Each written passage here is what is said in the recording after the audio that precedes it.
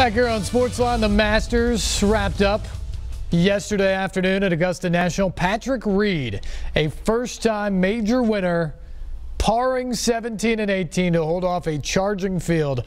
Ricky Fowler, a 67 Sunday. Jordan Spieth, a 64, so close to tying the course record with a 63, which would have been the lowest score ever on a Sunday at the Masters. He came from 9 shots back to start the day. He was tied at one point, but Reed with some big birdies on the back 9 and those 2 clutch pars at the end of the round. Not always beloved by fellow players, his college teammates. He was kicked out of the University of Georgia. He's estranged from his family. There's a lot going on in Patrick Reed's life, and it's not all pretty. And he's not the most beloved guy on tour, but it's undeniable now that he is one of the best golfers on the planet, and he's also a Masters champion. That he can carry with him forever.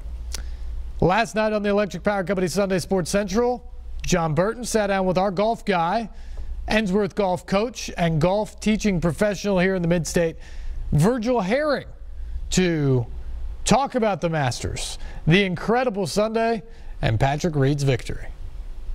The 2018 Masters is in the books, and here to break it all down for us is our PGA teaching bro, Virgil Herring. Virg, good to see you, man. It's been a while. Been too long. Great to be back, man. Needs some sunshine. Oh, well, yeah, it's not exactly golf weather. All right, let's start with Patrick Reed, a guy who's not exactly Mr. Popularity on tour, but we all know that this tournament is all about pressure.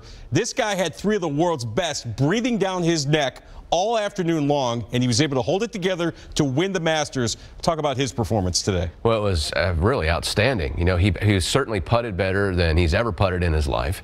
He came into the week hitting the ball, according to him, better than he's ever hit it. So you'd think that if you putt well and you drive it well, he's got a chance to win, and he demonstrated that with the confidence that he's gotten out of his big Ryder Cup victories. And I think it really helped that he beat Rory in the last Ryder Cup. Facing Rory today, and everybody's favorite was Rory. I thought that he did an outstanding job stemming the early rush from Rory, and then he had a massive rush from other big names coming down the stretch. But all hats off to Patrick Reed, because he's wearing that green jacket, and he deserved. He did great. Now, Reed's a guy most casual golf fans maybe have never heard of. Were you surprised to see him walk away with the green jacket?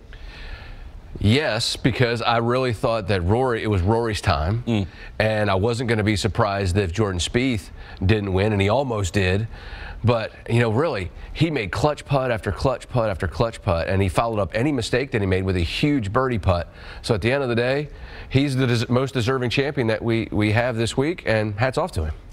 Meantime, maybe the story of the day on Sunday, Jordan Spieth. Began the day 9 shots off the lead, but he was absolutely on fire. Shoots an 8 under for the day. What a show he put on today at Augusta. Well, he's so clutch, you know, and that thing is, you never have to take him out of your mind, because he will always show up at the big moments. And when you make as many putts as he makes more putts than I make in one. He makes more putts in one day than I make in a year. It was fantastic to watch. You know, all the kids love Jordan Spieth. He's a great role model. He came a couple of shots short, but it was really fun to watch through most of the day. Ricky Fowler. We've been waiting for him to break through and win a major, Verge. It's going to happen someday. I feel it, but shot a 5 under today. Most years, that would have been good enough to win. Yeah, Ricky Fowler, I think, is finally starting to believe in the talent that he actually has. The birdie on the last hole was fantastic, and that forced Patrick Reed to make par, which was all you could ever ask out of a guy. He really played well all week long. I think he's going to probably miss a couple of those 3 putts on Friday late in the day. Really cost him. He's probably going to be kicking himself for that, but he needs to hold himself high, because he really played well, and you got to be looking at him as a possible major winner throughout this year for sure. And you mentioned it. What about Rory McIlroy? Shot 65 on Saturday, a disappointing 74 today. What do you think went wrong for him? I just think that the pressure of winning the career Grand Slam is like a backpack of burden, is what I call it. It's just another 80 pounds on his back. I think he's trying too hard. It kind of reminds me of Greg Norman, which he wants it so bad that the want's getting in the way of the do. But, you know, he hit some very loose shots, uncharacteristic loose shots, because he's such a great ball striker. But he really putted poorly today, and the putter is obviously his arch rival on the golf course, and didn't have it today with the putter when he really needed it to kind of pull the round together. I'm sure he's going to be really disappointed, but a top 5 finish. Not what he's looking for, but still a solid week for Rory McIlroy. and I'm required by law to ask about Tiger Woods. Pretty representative weekend for him, and a nice round today with a 69. He looks like he's pain-free, and that's good news. What does this weekend's performance, you think, do for him going forward? Can he win a major this year? Yes, I believe that he can win a major. I've been on record multiple times saying that the answer is no, he cannot. Yeah. But it just goes to show how injured he really was and how much pain he was in. The swing that I'm seeing, if he can ever get his driver under control, he's going to be a legitimate threat week in, week out like he was in his prime. But I think what we saw this week, a guy who was rusty in big tournament play, made some uncharacteristic Tiger Woods mistakes. But I'm buying the stock right now. I believe that Tiger will win at least one more. I don't really think that he's going to chase Jack's record down, but I think he's got one more enormous storyline in him, whether it's a Masters or a U.S. Open at Pebble Beach or something. I think he's got one more left. And next up is the U.S. Open. You have to think Spieth will be a strong favorite after his performance today. Who else are you looking at? Well, at the U.S. Open, it's at Shinnecock Hill, so it's more of a linksy style open course. Past winners, Corey Pavin. And, you know, I got to be looking at who's the best putter? Jordan Spieth. Yeah. Who's got a great short game? Jordan Spieth. You know, Mickelson's come close there twice. Retief Goosen won there and beat Phil. I just got to believe it's going to be Jordan Spieth. I just can't see anybody else that would be an overwhelming favorite. I think everybody's pulling for Phil because if he wins the U.S. Open, he has the career Grand Slam. He's the sentimental pick, but I think going in, you got to think it's Spieth, then Fowler. He's our golf guru, Virgil Herring, PGA teaching professional.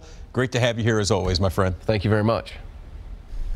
Great stuff from Virgil on what was a fantastic final round of the Masters on Sunday with so many big names on the leaderboard. And yes, even Tiger Woods showing some signs that if the only thing that gets you going when it comes to golf and the golf majors is having that guy in the big red shirt ready to go on Sunday and a factor, that maybe, just maybe, he can actually be a factor again now that he's healthy. But it was a fantastic finish even without Tiger at the top of the leaderboard yesterday at Augusta nonetheless. It was also a fantastic event last Wednesday night when the Titans unveiled their uniforms. 20,000 people or so lined Lower Broadway for a glimpse. Afterwards, I had the privilege to catch up with one of the Titans stars to talk about the new look and much more. We'll get to that when we return right here on Sportsline on News Channel 5+.